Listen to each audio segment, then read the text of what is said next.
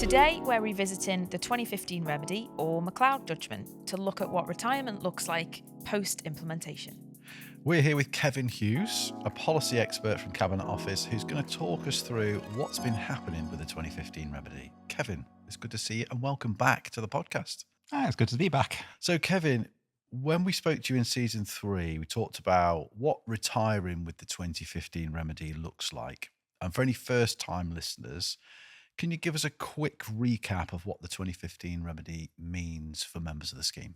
Yep. So for all those members who are in scope of remedy, and that's not all civil servants, but a good number, what it means is that in the future, when they come to retire, they will be given a choice when they claim their benefits of whether they would like for their period of service between 2015 and 2022 to have that service either in the Alpha pension scheme or in their pre-2015 scheme, if they would prefer.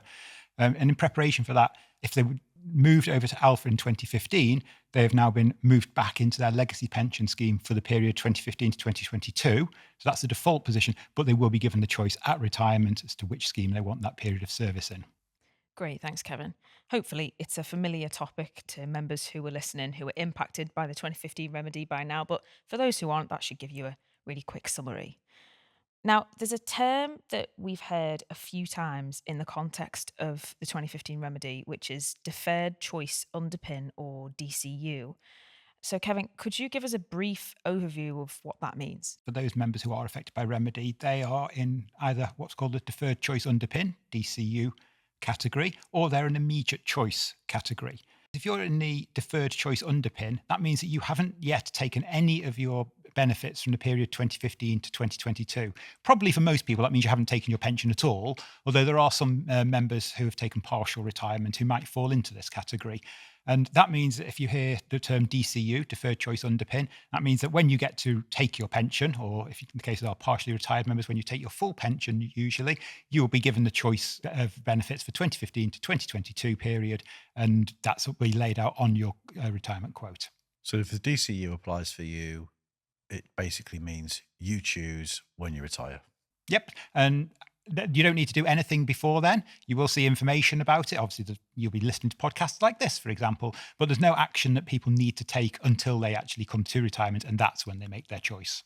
Okay, so what about things that happen before retirement? So what about annual benefit statements? What does this mean for them? So the annual benefit statement is a good example of one of the changes our members may have recently seen in the 2025 annual benefits statement exercise. And just a reminder, you can access your annual benefit statement in the pension portal if you haven't already looked at it for the first time. Most members will see two statements effectively, one showing your service in Alpha between 2015 and 22, and a second statement showing your service in your legacy scheme between 2015 and 2022. As is always the case for annual benefit statements, this is just for your information, so you know what pension you have, and a bit of an idea about what you'll get option A and option B, option A legacy, option B having Alpha for 2015 to 2022. I did mention most people. We got about 95% of the population will have received both statements, so they'll see that. But then there's a further 5% of members who, most of them will just have got one of those statements showing that their pension in the legacy scheme between 2015 to 2022. And there's a very small number of people who actually just have very complicated affairs who won't get annual benefit statements at all. To give you an idea of who these members are, if you've contributed to EPA, effective pension age, during 2015 to 2022, you'll probably only get the one statement. And if you've got a pension debit, those members who maybe got divorced in the past, they're the people who might not get a statement at all. There are other groups, so don't be concerned either if you haven't got a statement or if it only shows one, you might be in those categories, but those are the main ones. I feel like every time we talk about the 2015 remedy, we scratch the surface and there's a whole other world of complexity that comes out of it. Yeah, absolutely. Well, last time we spoke to you, Kevin, 2024, so summer 2024 was the last time we spoke on the podcast. And as we sit here today, it's September 2025. What's happened since then? So quite a lot has moved on since last year. Probably the most significant thing is the scheme administrator has now started to send out the immediate choice statements. Remember, immediate choice group are those members who have already taken their pension for between 2015 to 2022 service. About half of those members have been issued with statements now. That sets out what their benefits would be under option A and option B, so the legacy scheme for 2015 to 2022 or Alpha for 2015 to 2022. In many cases, one option will be no change and the other option will be hopefully better, but it may be worse, in which case you probably wouldn't take it. The members are already making those elections, and the scheme administrator is putting their election into payment, and that may well be arrears being paid over to them, and basically put in a position they would have been absent the discrimination. For the benefit of anyone who doesn't know, deferred member is someone who has left the scheme, either left the civil service or is not in the scheme anymore, but has got a preserved benefit. Just for the non-technical members of this, which is going to be most of our listeners. Okay, so you mentioned deferred members. What can they expect kind of moving forward in terms of 2015 remedy? So our deferred members, about half of the population, have already got their remediable service statement setting out the benefits on both the 2015 basis, Alpha scheme, and the legacy scheme basis. The other half, who haven't received one yet, will be receiving one at some point over the next 2 years. After that, they won't receive anything at all until they claim their pension at some future date when they're ready. Although, if they do want to get an up to date value of their benefits at a future date, they can request an annual benefit statement from the scheme administrator at any time, up to one per year. Don't really need to request it generally because it's quite straightforward. It just goes up in line with CPI after you've left service. But if you do ever want to see the latest value, just contact scheme administrator and request a benefit statement. What about current members of the scheme, active members? Can they use the retirement modeler to see what their remedy choices might look like? Yes, the retirement modeler has been updated to show members who log into the pensions portal. It's just an option there. Both option A, legacy, having pension service between 2015 to 2022 in the pre-2015 scheme, and option B, the remedy option, being in Alpha 2015-2022. Can do some modeling in that about your future pension. You can change the lump sum amount, for example, that you might want to take, and vary retirement age if you want to retire early or maybe a bit later, whatever, and just do some ideas to see what the difference is between option A and option B. Okay. So last time we talked about how there might not be much of a difference between the benefits in choice A versus choice B. But even if it does seem obvious to a pensions expert what might be the best option for someone, I guess members have got to be given the ability to make that choice. But what if a member's a bit unsure? What if they need help? How do they go about getting that? So hopefully members won't need help. This all sounds rather complicated, what we're saying here. But when you actually look at the individual member experience, most members won't engage with this until retirement. They'll get a retirement quote, and that will just set out in pound, shilling, and pence. Actually, it won't be in shillings, it'll just be pound and pence, don't worry, about option A and option B. And it will be, here's what your lump sum will be, and here's what your annual pension will be. And that really should be a quite straightforward decision. In some cases, it will be absolutely clear cut. It will be one is clearly better than the other in every regard. In some cases, it might be a bit of a trade-off. It might be maybe under one option, the lump sum's higher, but the pension's lower. But you'll be able to see that, and you'll be able to make the decision about whether you think it's worthwhile or not. Of course, if people actually want formal financial advice, there are independent financial advisors. The pension scheme cannot give advice, but there are sufficient tools in that quote. It all sounds very difficult and complicated. It really is a fairly simple decision for most people at retirement. I guess, really breaking it down, you might be retiring after 30 or 40 years working in the civil service. Your remedy choice is a 7-year portion of that. That's what that relates to, isn't it? Yes, for many people, it will be a relatively small part. Obviously, to be affected by remedy, you have to have joined the civil service before 2012. So if you are now here in 2025 or maybe even 2026, depending on when you listen to this, that's already, remedy is maybe only half of your service, and the proportion's going down all the time. So as you say, if it's broadly similar for most people, obviously the differences in many cases will be very small. Now, there are certain circumstances where the differences could be quite large. And that's, for example, if you suffer ill health, if you do something unusual, death in service or something like that, that's where the big differences can normally lie.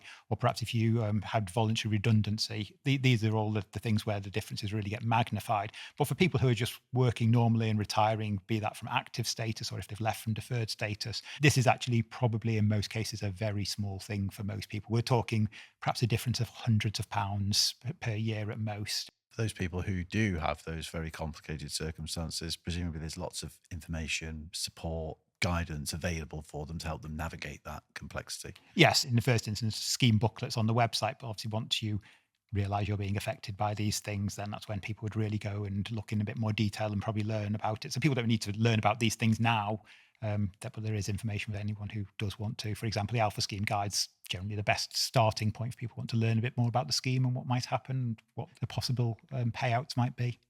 Okay, so the last time we saw you, Kevin, I remember you asked our listeners to get in touch with us if they'd been a member of a public sector pension scheme before 2012, because they could also be affected by the 2015 remedy. Can you tell us a little bit more about that? Why is that so important? So this comes about because of the eligibility for 2015 remedy. People might think all the public service pension schemes, by which I mean the National Health Service pension scheme, the teachers' pension scheme, and so forth, we're all part of the same thing. And to an extent we are, but each scheme is administered completely separately. So we don't actually know if you used to work in the NHS or you've got an NHS pension at all. Now, you might have transferred a pension, so we might have some idea. But if you left a pension with the NHS or the LGPS, for example, local government scheme, we wouldn't know that at all. We would just see you maybe joining in 2013, 2014. And as I said earlier, to be eligible for remedy, you had to be in service within the public sector in 31st of March 2012. So although we know virtually everything we need to know for people who are in scope of remedy, we may not know if you're in scope of remedy or not. And if we've got you down as not in scope of remedy, you won't be getting these two different annual benefit statements each year. You'll just be down as someone who joined in 2013, non-remedy member, and that will carry on unless you make yourself known to us and you tell us about that past service, and we can go and check with your previous employer, be it the NHS, etc., and their pension scheme, established, yes, you were there on 31st of March 2012, and then you will be brought within scope of remedy, and that's when you'll get your two statements, and that's when you'll be given your remedy options at retirement. So there is a portal now on the website, Scheme Administrator's website, where you can go and fill in those details, and that will all go through to the Scheme Administrator. Your service will be checked, and then if relevant, you'll be moved into the remedy affected group.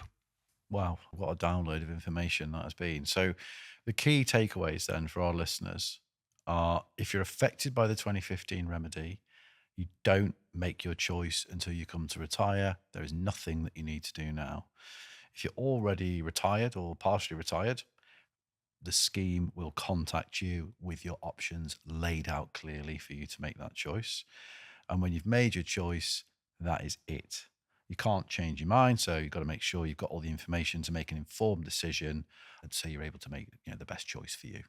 Yeah, that's a fair assessment. One thing I would really emphasize is that if you haven't got your statement and you're in the immediate choice group and you're listening, you're maybe in receipt of your pension now, a very, very common query we're receiving at the moment is, why haven't I received my remediable service statement?